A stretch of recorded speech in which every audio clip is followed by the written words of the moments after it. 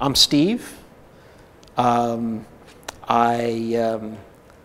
am, I guess, kind of an anthropologist, and I have worked with ayahuasca in the upper Amazon and with San Pedro shamanism in the northwest of Peru, with peyote ceremonies of the Native American Church. I have an old PhD in Buddhist studies from the University of Wisconsin, and then a more recent PhD in psychology from Saybrook Graduate School. It's been a long journey, and my PhD in Buddhist studies is from 1969. So that's almost 50, oh my God, that's almost 50 years ago. That's frightening. And my PhD in psychology was much more recent. So it's not like it was a dual degree and I had these two interests that I wanted to put together. And in between, I was a lawyer for 25 years. So it has been a circuitous journey, more like a spiral than anything else. If there is a connection between Buddhism and psychedelics, I think it's a kind of generational thing. I think there are a lot of people here who are sort of my age, who got into Buddhism in the 50s and 60s, and then added psychedelics to it because it was part of the cultural milieu at the time. It started with an interest in wilderness survival, and I was interested in and became trained in desert survival and mountain survival and jungle survival especially. And I was filled with machismo, you know. Drop me in the desert naked with a knife and I will eat lizards and survive. And I had made several trips down to Peru to study the survival skills of indigenous people.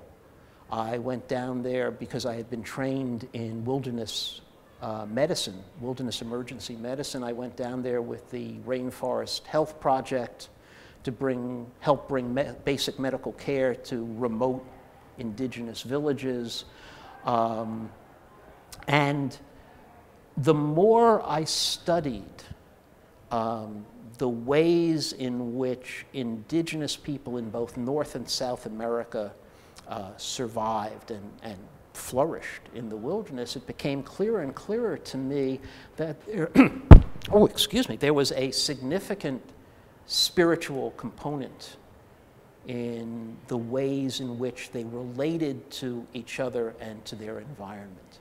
And that key to understanding indigenous spirituality was the need to be in right relationship with each other and with all the other persons, the other than human persons who surrounded them, the animals, the plants, the trees, the rocks, the stars, the thunder.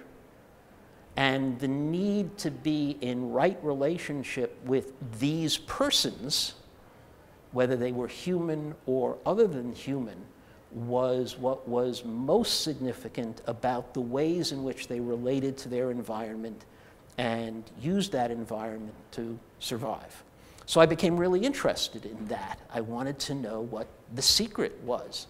And so from there, I started participating in ayahuasca ceremonies in the upper Amazon. I started working with San Pedro shamanism in the northwest of Peru. I started participating in peyote ceremonies of the Native American Church. And of all of those at that time, I was most fascinated with the use of ayahuasca. My interest is not in psychedelics. generally. My interest is in the sacred plants as they are used in indigenous ceremonial contexts. And so that's what I've been working on, and that's where my book, can I plug my book? That's where my book, that's how I wrote my book, Singing to the Plants. Have you ever had a dream you don't understand? All right, how do you find out what it means? There are lots of things you can do to understand what that dream means. For example, use an example that I like to use that you may have heard in my talk, that you dream that you're walking along a street and you trip over a rock and you look up and there is a child holding a flower smiling at you. And how do you find out what that dream means? Well, I think there are three principles to dream interpretation that you can bring to that. One is that every part of that dream is equally me, and that every part of the dream is equally meaningful, and any dream interpretation that flatters your ego is wrong. And so there are techniques you can use. You can go back in the dream and say to the rock, why did you trip me? What are you trying to teach me? You can sit and call the rock and the child and the flower to you and ask them, will you be my teacher? What is the lesson you are trying to teach me? There are all kinds of techniques that you can use to try to understand what that dream means, right? Same thing with a vision. I don't see any difference between a dream and a vision. You have a vision of a rock and a child and a flower. What do? Well, you can go back later and ask. If you can, at the time you're having the vision, ask. Say, will you be my teacher? Why are you here? What are you trying to tell me? So it may be that there is no answer. But my guess is that most of the time you will be led in the direction that you are supposed to be led in. People ask me things all the time because they think I know something, but I don't really, because you are the world's best expert on your needs and your experience. You are the world's best expert on what's in your heart. And I have no idea what's in your heart unless you tell me. And I think that's, people say, probably one of the questions in your book is, what do you think is going to happen with ayahuasca or with the development of psychedelics? Are we in the midst of a great cultural revolution? And my answer is, I don't know. My ability to foresee the future is very limited. My ability to foresee the future is probably less than 20 seconds. Probably a lot less than 20 seconds, because I don't know what's going to happen in the next 20 seconds, much less what's going to happen in the next 10 years. And that's great, because I'm going to be surprised. There are people who talk about it in scientific terms, and there are people who don't. That's fine. One of the dichotomies that we have inherited from the European tradition is the assumption that reality falls into one of just two buckets, one of which is labeled real and one of which is labeled unreal. And the assumption is that everything in the universe can be put into just one of these two buckets. If it's not real, it's unreal.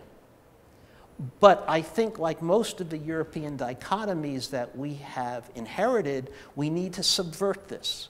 Suppose there are not just two buckets, one real and one unreal. Suppose there are three buckets. Suppose there is a real bucket, an unreal bucket, and say an imaginal bucket. Suppose there are not just three buckets, real, imaginal, and unreal, but 20 buckets. Suppose there are no buckets at all. And I don't know whether that's an answer to the question, but it seems to me that what we need to do is to get away from a lot of these dichotomies, real, unreal, scientific, unscientific, objective, subjective. It doesn't make a lot of sense to me. Everybody should be happy. And if they're happy with the buckets, that's fine. My ignorance is vast, and I have absolutely no idea what's going to make people happy. And if people are happy putting everything in the universe into just one of two buckets, then that's fine. Again, I guess I'm having a little trouble with some of these questions because they seem to embody a set of assumptions about what my interest is and where I'm coming from. And it may be a little different from other people at the conference. My interest is in understanding the ways in which the sacred plants work in indigenous ceremonial contexts.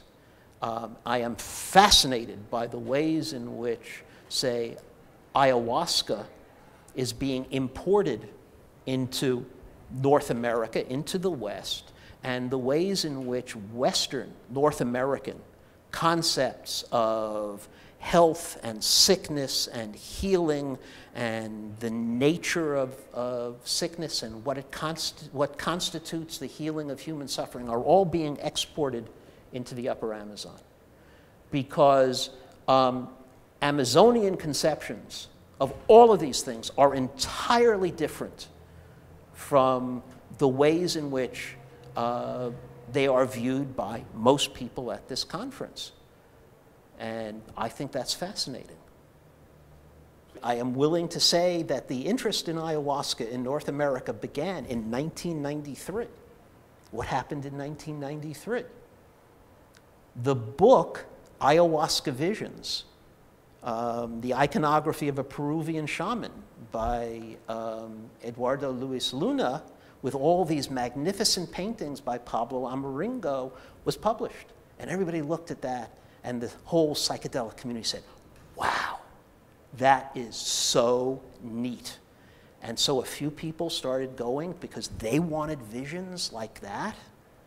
And then more and more people started to go. I think we can divide a small portion of Upper Amazonian shamanism into pre-1993 and post-1993. And I emphasize a small portion because when you look at the ayahuasqueros who deal with gringos, it is a relatively small number out of thousands of shamans throughout the entire Upper Amazon, mestizo, and every possible indigenous tradition.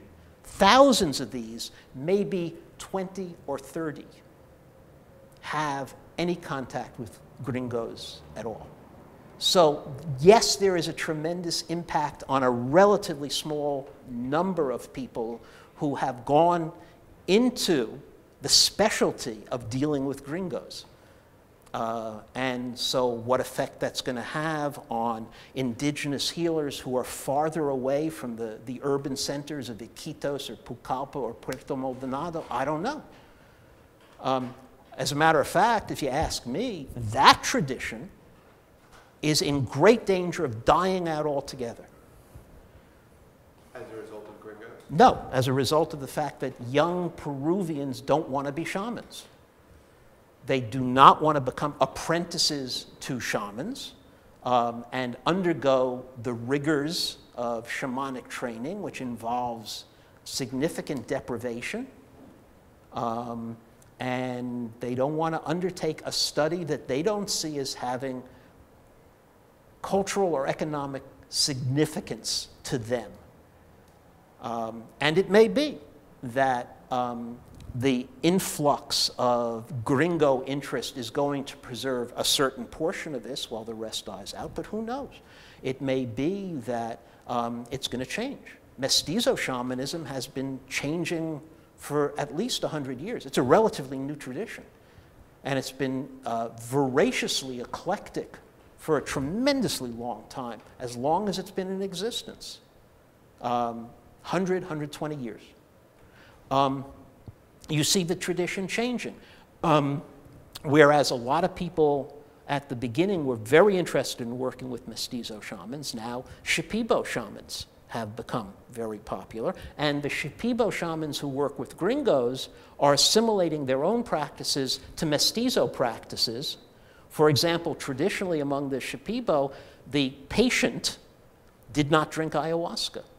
Only the shaman drank ayahuasca as a diagnostic tool to find out, for example, where the pathogenic projectiles were in the body of the patient that he needed to suck out.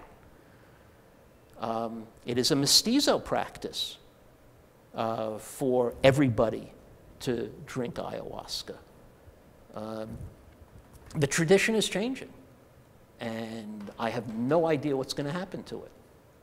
In the upper Amazon, almost universally, there are a few small exceptions, almost universally, human disease is a social phenomenon. Human disease is the result of a failure of right relationship. Human disease exists because somebody, a human person, was sufficiently angry or envious or resentful, either being a sorcerer or having the means to hire a sorcerer to project pathogenic darts into the body of the person they hate. And they usually use the term virote, which is the old Spanish term for a crossbow bolt. And it was the term the Spanish invaders used for the blowgun darts that were usually made from the spines of thorny palm trees. And they are usually called darts, virotes, but they could be a dart, they could be a piranha tooth, they could be a monkey tooth, they could be a razor blade. But the idea is that you are sick because somebody has been so angry or envious or resentful of you that if it's a brujo, the brujo himself, or somebody has hired a brujo to fill your body with these darts. And it is almost universally, there are a few exceptions, that the way in which a shaman in the upper Amazon heals that sickness is to suck the dart out of the body.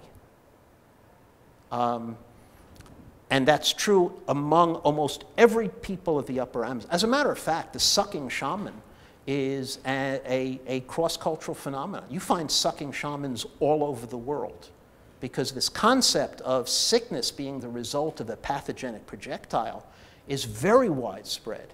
And you find sucking shamans in North America, for example. Many indigenous North American people have traditionally had shamans who heal by sucking out not necessarily darts, which are more upper Amazonian, but disease and poisons and rotten meat and things that have been projected into the body to cause illness.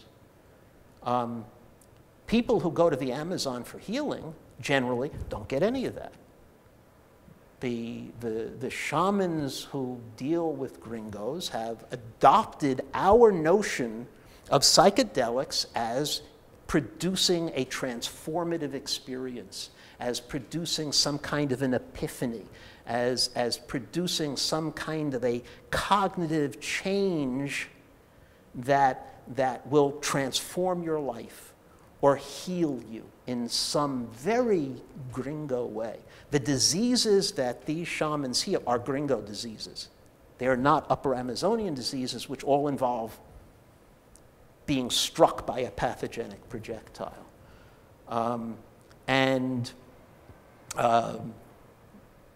We We go to these ceremonies, or we bring ayahuasca back and we have our own ceremonies that use these North American concepts of transformative visions. And I have no problem with that. I mean, that's just what people are doing, and it's fascinating to watch. But the cultural influence has all gone one way. That is, it has moved from North America because of the power of money and the attractive power of gringo tourists has influenced this relatively small set of Peruvian shamans who do it this way either because they're venal or more likely because they really, really want to help, and they think the way they can help is by translating their culture into something that these foreign visitors can understand and help them in that way. You can see I have thought about this. It seems to me that there is in the Upper Amazon what I have called a tragic cosmovision, where there is no bright line between healing and harming, between good and evil, between healer and sorcerer, between predator and prey, between predation and creation. All of these things are mixed together as complementaries. There can be no healing without harming. There are traditions where when you suck the dart out, you have to put it someplace where it's going to harm somebody else. There are traditions that say that the shaman who sucks out this dart will then send it back into the body of the person who sent it. So who is a sorcerer and who is a shaman? And this is a rich, this is a deep, this is a profound tradition. This is a remarkable view of the world. And it is not coming from the Amazon to this country, but rather the popular psychology, the notions of health and healing, sort of Freudian notions of abreactive healing are being exported there.